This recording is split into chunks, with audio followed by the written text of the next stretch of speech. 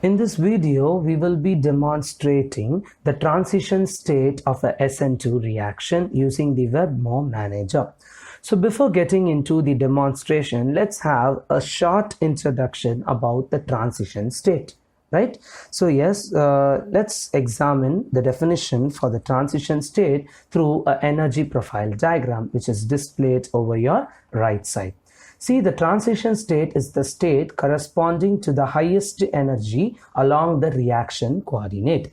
Yes, this term you can find it over your energy profile diagram. This is your energy profile diagram where in your x-axis you have the reaction coordinate and in your y-axis you have your potential energy for that particular reaction. Okay, so here you can find the topmost energy level, right? So here you can see that the state corresponding to the highest energy along the reaction coordinate. So this is the state where it has highest energy, and that state is your transition state. Okay, so you can see that the transition state is the one which has more free energy in comparison to the substrate or the product, and it is the least stable state. Yes, you can see that this is your reactant and this is your product. Before that, let's see the reaction, how it is happening. Yes, I have a molecule over here. It's an example. I have methyl bromide.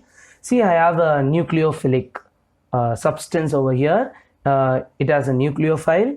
And now what happens? This nucleophile will attack this methyl carbon. See, the CBr bond breaking, weak C nucleophile bond is forming. So this nucleophile goes and attached to this carbon and CNU bond is forming and CBr bond is breaking. See now how it's happening? And this particular transition state is shown. The bond formation and bond breaking is shown simultaneously in that particular state, and that is your transition state, which involves two weak bonds with equal contribution of bond order. Yes, so then what happens after the energy minimization is taking place? You can see that your Br is finally broken and the nucleophile is attached at last.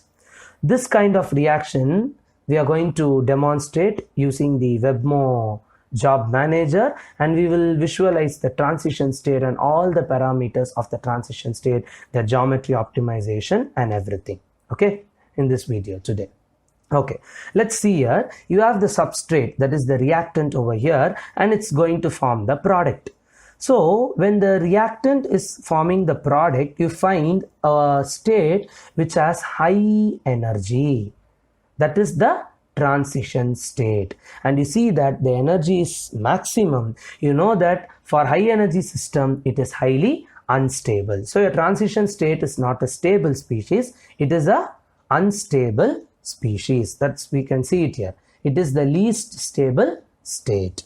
And see, the specific form of the transition state depends on the mechanisms of a particular reaction. So this transition state stability will be depending upon what type of mechanism you are performing. Here we will be performing our SN2 reaction and we will see how it's happening. You can try for all SN1, like more mechanisms and all. Okay, and okay, let's see a little one of the application of the transition state. One of the application is with the enzymes. Okay, you can see that enzymes are usually proteins that act like catalyst, right? You know, all the enzymatic reactions are really faster. They are kinetically very faster, and so it will act like a catalyst, right? The reactions are very fast. So what will happen is the enzyme's ability to make the reaction faster depends on the fact that it stabilizes the transition state. So how the reaction is faster? When it stabilizes the transition state, then only it is acting as a catalyst. Okay, how it's happening? You can see the picture over here. Okay, the energy profile diagram. See, your reactant is here and it is your product. A reactant is the glucose. I treat it with oxygen, and you see without the enzyme the activation energy barrier is too high. It is a very high energy system and your transition state is in a energy maxima. So what will happen? Your reaction, the transition state will be unstable and the product formation will be late, and it will consume a lot of energy. right? But in case with enzyme, in presence of an enzyme for this particular reactant, you see the activation energy barrier is less, and you see the transition state is of less energy when compared to before, and you see your energy required, the overall energy released during the reaction is very less, right? So your product formation is good, and this enhances the reaction to be faster. So this is how the transition state applies, okay, in most of the reaction cases. So here we will be demonstrating the transition state for very simple SN2 mechanism. Okay. So let us demonstrate the transition state for a simple SN2 mechanism using WebMO job manager. Now you click new job and click create new job. Okay, molecular modeling area has just appeared. Click build and select carbon, because I'm going to construct the methyl chloride molecule now. So carbon is clicked, and then click other, and you select any one of the halogen. I'll go for chlorine Cl atom, so that you can make a bond between C and L, and you click clean up and put add hydrogens. Yes, you can see your methyl chloride is constructed now, and click clean up and click mechanics optimize. So you can see your methyl chloride has been optimized to a proper geometry. Click build, and I'll add the other fragment, that is the nucleophile. So I'll select bromine now and place it far away somewhere from your carbon. Please don't make any bond, okay, since we are going to perform a transition state. So for C and Br you should not do anything, place a bond. Now you go to clean up and again give mechanics optimize. Again you can see that your carbon and Br is attached properly. When you click the symmetrize option, you can see the axis, okay, how the Br is placed from the carbon with the chlorine and everything.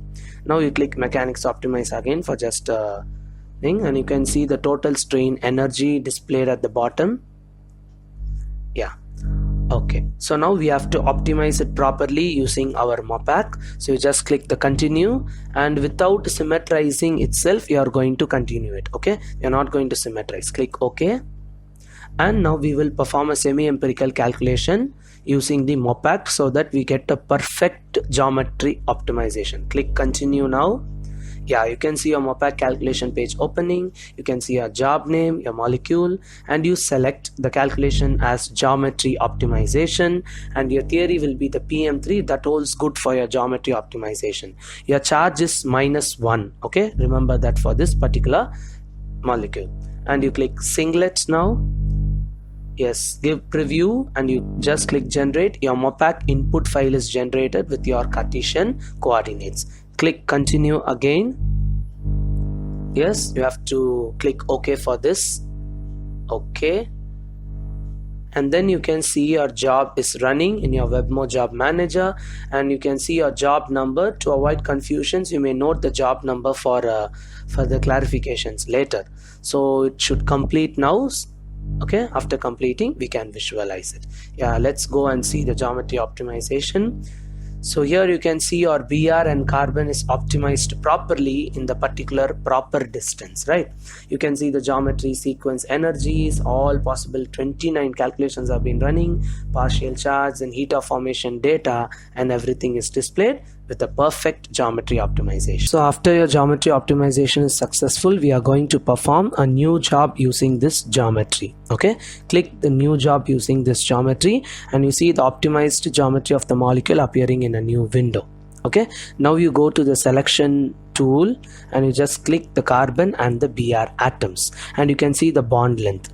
Now we are going to do some editing with the Z matrix. Click adjust, and you select the scan coordinate. Yes, you can see that's right. At the start we are having the 2.787, which was displayed at the bottom of this screen, the blue thing, that is the distance between the Br and carbon, okay, which is 2.787. okay, but we are going to change it. The actual distance between the bromine and carbon is 1.9, so I'll just make it as 1.9. so it will start from here and stop there. I'll just give 20 steps, so my calculation will be running for 20 steps, and click optimized scan. So from 2.787 to 1.9 it will go on. Click OK. See, a bond has been formed imaginarily. Now click continue. Okay, now without symmetrizing we are going to perform. You can see the bond shown here, right? Now when you click continue, you just get symmetrizing it. So click OK, and again you are going to perform a MOPAC semi-empirical calculation. Click continue. Yeah, now it has been changed automatically to coordinate scan. You just click the coordinate scan. The same PM3 Hamiltonian is used. Charge is 0, that for BR minus. Then it is singlet. Now click continue and your program is running. See, now the coordinate has been scanned. So we are just running the calculation from 2.787, that bond length, and we are going to change it to 1.9. In about 20 steps we are going to do this calculation. Okay, so yes, the MOPAC has done the calculation in 20 steps. Yeah, now you can see your methyl groups have been oriented in other direction and it has been changed. Now click the selection tool and you can see the CBr bond length has changed. It's 1.9 as we specified before. See, we have optimized the geometry with proper experimental data. Yeah, when you go down, scroll down, you can see the coordinate scan which has been displayed here. See, for each starting, and you can visualize these coordinates. Okay, I'll just change the animation speed to 30 seconds and give the loop as a cycle. Okay, see, you can see it is 2.7870 from there till 1.9, from start to stop. Which value I give? With that, for 20 calculations it has run, and we have got the coordinate scan, and we will be able to see the potential energy diagram now. Okay, so we will see the potential energy diagram. See, so the energies are displayed, and now I'll click the animation tool and you can see your transition state is moving, right? See, as the BR gets in, your CL will go out. This is how your transition state takes place in your SN2 mechanism, right? See how it's been showing here. I'll just pause it and you can play it again. So like this you can see it, right? Yes. So now you can go to the data viewer. Oops, okay, it's not showing. I think we have to go and select it. Yeah, there you have to click that visualizer tool, right?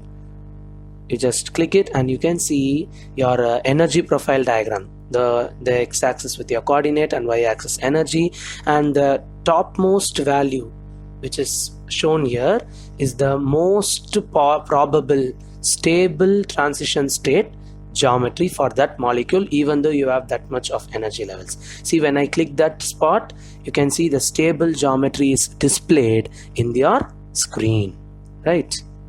So now we will be performing another new job using this geometry. Now let's see what we are going to do next. So now we are going to optimize our highest energy transition state. Now you click a new job using this geometry. Okay, now then a window appears, you just click OK.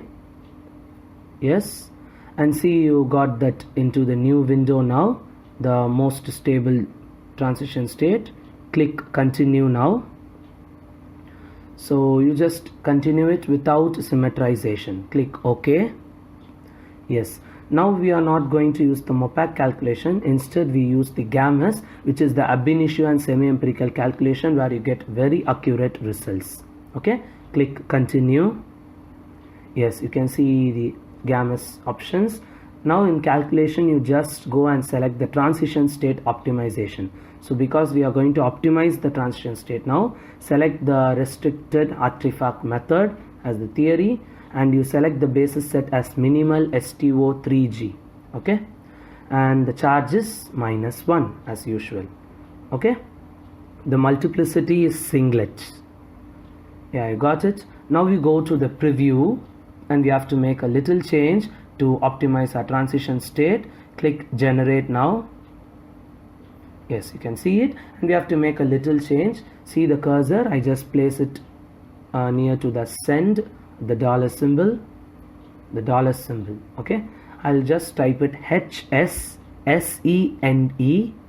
is equal to dot T dot and give a space. Okay, HSSEND equal to dot T dot. Just type it there and give a space.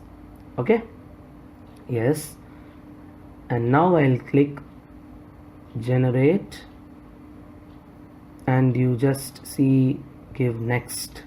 No need to give generate. Okay, then you just click submit. Okay, yeah, now your program is running. So as you optimize a molecule when you construct, same way the transition state must be optimized, right? So first we did geometry optimization for the molecule, then we ran a coordinate scan to fix the bond length between the nucleophile and the carbon atom, then we performed the transition state optimization using the GAMS. Yes, now your job is complete. You can just view your job.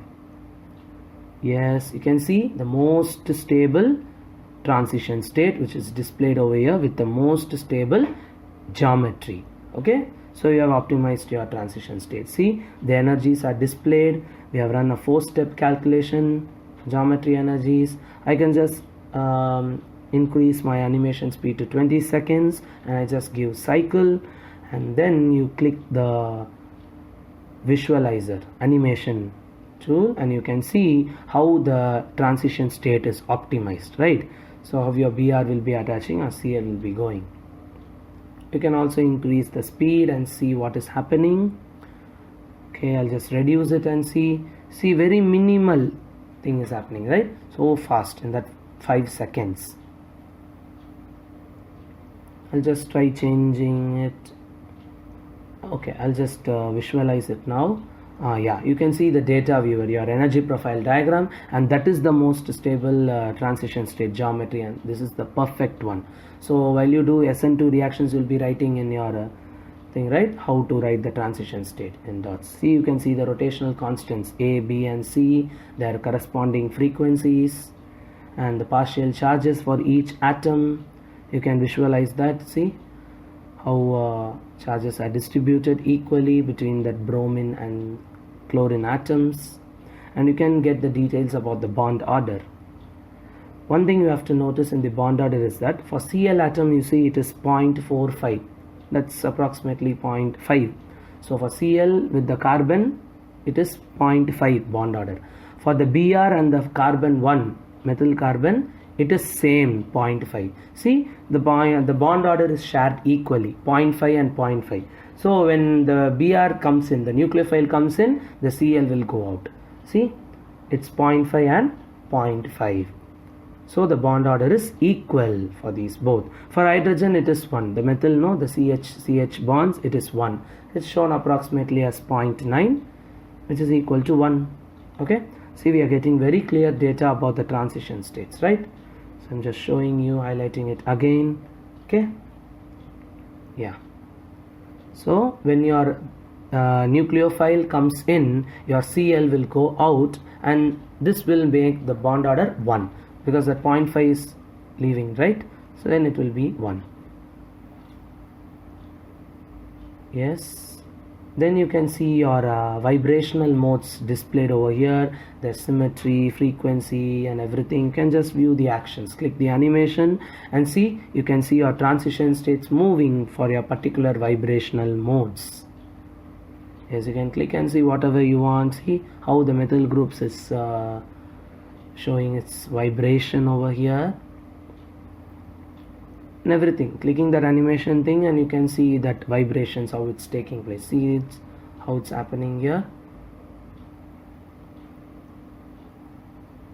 So like this you can do for everything. You can also visualize the IR spectrum for this particular transition state. Click the viewer and see you have one peak for the IR spectrum. Just you can see the spectrum. You can just zoom it to see the values very clearly and to get a very good spectrum like this. See, the spectrum is very clear with only one peak for this transition state.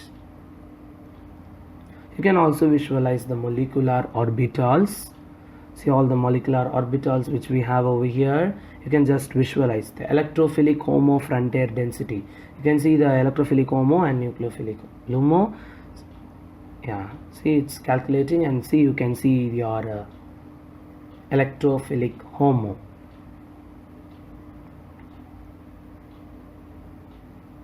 And also you can see your nucleophilic LUMO frontier density. and also the electrostatic potentials can be visualized. See, when I click the electrostatic potential, the isosurface is calculated, and you can see your electrostatic potential map for your transition state displayed over here. Okay, so like this you can do much more things with your transition state and try for very different mechanisms. So let us summarize what we did so far in this demonstration for the transition state of an SN2 reaction. So we have around 3 steps which have been followed. Step 1, what you did, you just constructed your transition state molecule, you constructed your methyl chloride and gave a cleanup, and you did the molecular optimization, and then you got a good geometry for the transition state. And but to get a proper geometry optimization, you performed a PM3 MOPAC semi-empirical calculation, and your geometry of the transition state molecule was perfectly optimized. That's the first thing you did. Then what you did, you took this particular transition state, optimized transition state, and performed a new job. What new job you did? You just edited the coordinates. Why? So you know that experimentally the Br and the C, the nucleophile Br and your carbon, the experimental bond length or bond distance is just 1.9 like that, but it showed like 2.787 like that, right? So that's wrong.